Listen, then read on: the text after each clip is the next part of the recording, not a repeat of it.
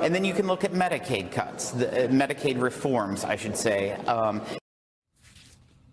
Medicaid reforms, I should say. I mean, forcing millions of Americans to lose their health care.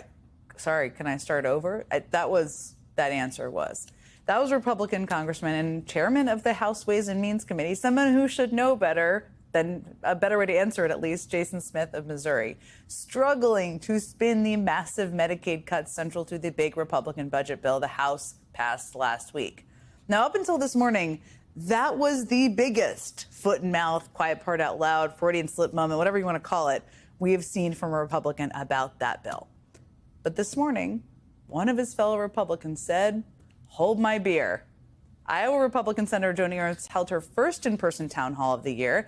And even though she held that town hall meeting at 7:30 a.m. on a Friday morning, which was on purpose, I am certain approximately 100 people showed up.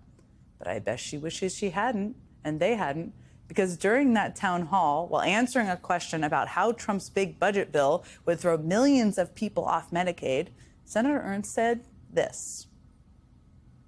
They are not eligible, so they will be coming off. So people are not, well, we all are going to die. So for heaven's sakes, folks. For heaven's sakes, folks, calm down. All Senator Ernst said was, let me just check my notes here, we are all going to die. Literally what she said. That is certainly one way to spin taking health care away from millions of Americans. Now, saying something like that on a tape in a room full of people would be a bad day for any politician any day of the week. But to make matters worse for Senator Ernst, among the 100 or so people that attended today's event was this guy. Out of Iowa, a surprise challenger, Democrat Nathan Sage. I'm fighting for a Democratic Party that people like me will actually want to be a part of. People like my dad, myself, my kids, all the people like us. The DC elites, the ruling class, they don't want me, but I think maybe you will. I'm Nathan Sage, dad, mechanic, sports radio host, vet, child of a trailer park in Iowa. And I'm going to kick corporate Republican Joni Ernst's ass next November. Nathan Sage is the first Iowa Democrat to enter the race to face off against Iowa's Republican Senator Joni Ernst next fall, and he joins me now. Great to see you. That's quite an ad. We debated whether we could play the end, given you had a little curse word in there, but it's spicy in a good way.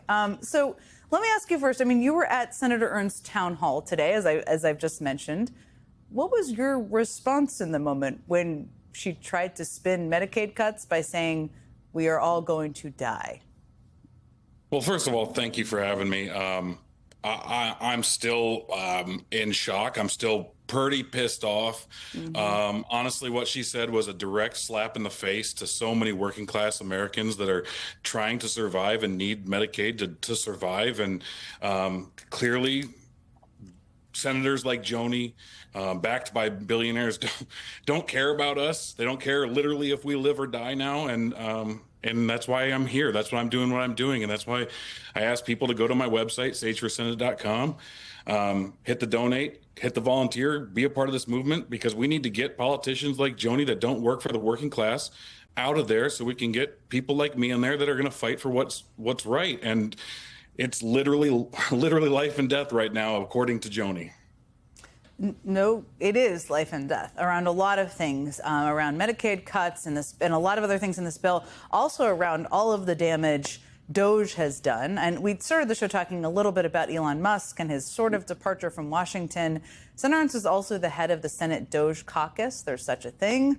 Now that Elon Musk is supposedly, I guess, on his way out, but what do you make of DOGE and Senator Ernst, specifically her involvement in all of it?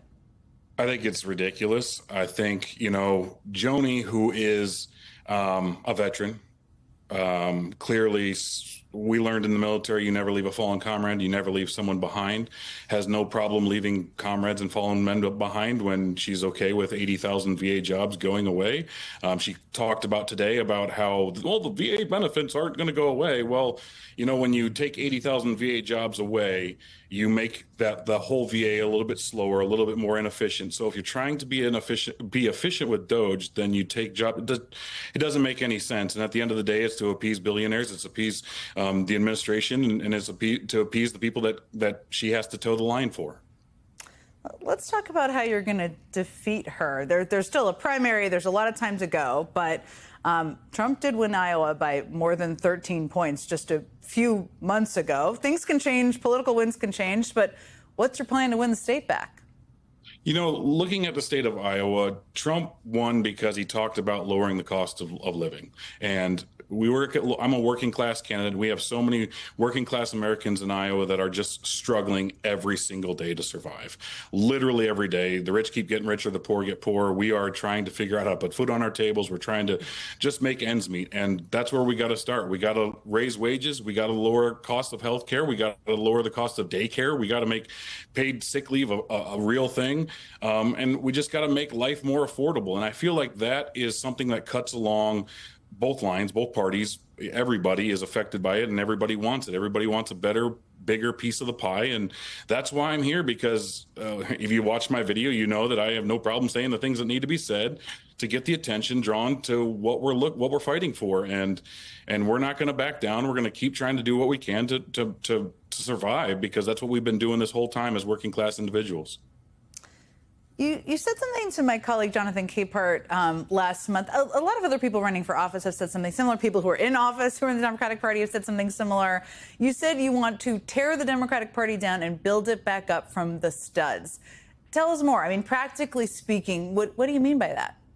You know, we look at Iowa and it seems like there's a lot of dysfunction with the Democratic Party. And we have a lot of people that are, the way I look at it, are, you know, the elitist or the soft-handed doctor's kid, or somebody that comes to our neighborhood and says certain things and promises the world, and it doesn't end that way for us. We go through the same cycle over and over and over and expect a different result. And I think that we need to make it where we have more working class candidates. We need to overturn Citizens United and allow people like myself and more working class individuals to get into races where they have a chance to win, because that's real representation. That the people that go through it every day and understand the struggle of everyday life here in Iowa, they're the ones that can speak on it, and they're the ones that should be representing those people, and not having some elitist telling us, you know, how they're going to do something and then it not happen. So I think we start at the lower level. You got to hit grassroots. You got to meet people in Iowa. You got to meet them in the rural areas. You got to have those conversations. We got to establish a better base of that, especially in the rural areas,